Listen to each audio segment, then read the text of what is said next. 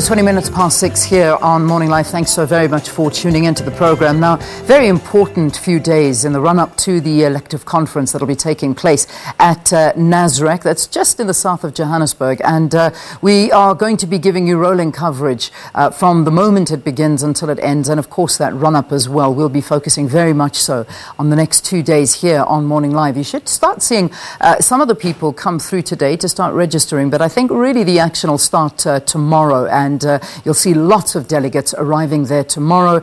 We've got Peter Ndoro, who is stationed there from this morning, however, just to see things and make sure that we don't miss a trick. However, he did describe it as very, very calm and could smell bread breaking in the background. And I can promise you that, Peter, it's the last time that you're going to have anything calm happening at that venue. That venue is going to be the centre of attention for all South Africans and everyone on the continent as well, isn't it, for these next couple of days as the ANC begins their 54th elective conference. Let's cross over to Peter now and find out a little bit more from him.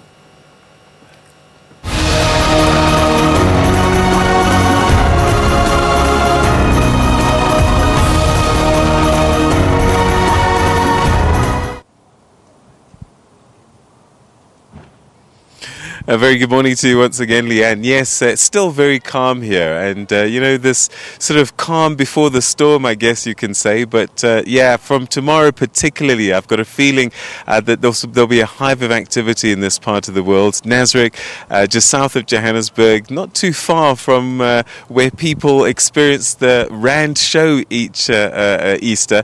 And so for the next week, starting from tomorrow, delegates will be arriving, and the 54th ANC conference, national conference, will be underway, and big issues will be on the table. And it's not just an elective conference. I mean, it's not just about electing leaders, it's also policy direction. What is the organization going to look like? But I have two guests here who are political commentators and have been watching this story unfold for some time now. Let's get their initial thoughts, big themes that might come through. And as I say, good morning to Professor Sipho Siepe, who's a political commentator. Good morning. And to Dr. Pete Krokramp, a very good morning to you as well. Good morning. Both of you familiar faces on our channel.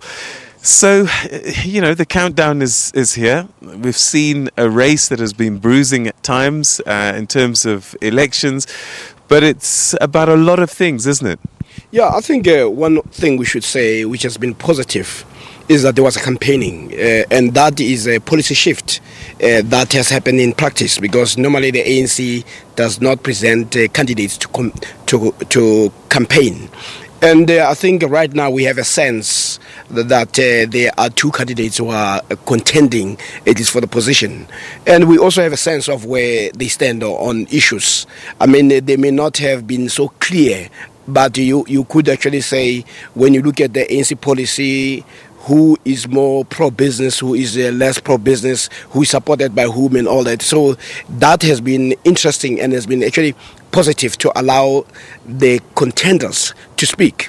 But what is also interesting is that we had quite a number of contenders, but when the race started, they were almost clear it was a two-horse race, and it does end up as a two-horse race.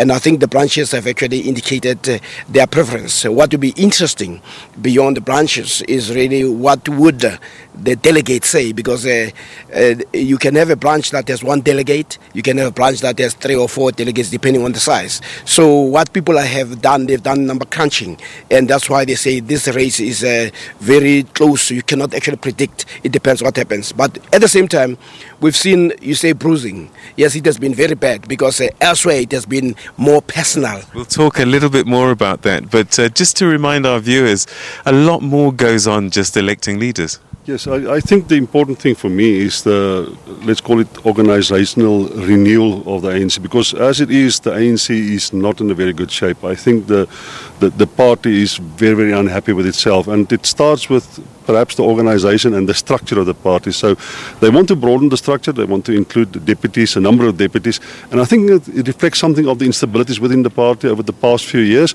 And perhaps just remember, the ANC is not going to go away. They will be here for a few years to come, whether they're in opposition or an alliance or whether they're ruling party. And as long as they're unstable, it's very likely that the country will be unstable. So this process of organizational renewal, I think, is very, very important. All All right, so we're going to unpack that and many, many more issues as we continue our conversation this morning with my two political commentators. And a little bit later on, we're also hoping to get the ANC spokesperson, Zizi Kodwa, to comment a little bit about the state of readiness. All of that still to come, so stay with us right here on Morning Live. We go back to studio now, Leanne. I know you've got sports and all sorts of other things still to come.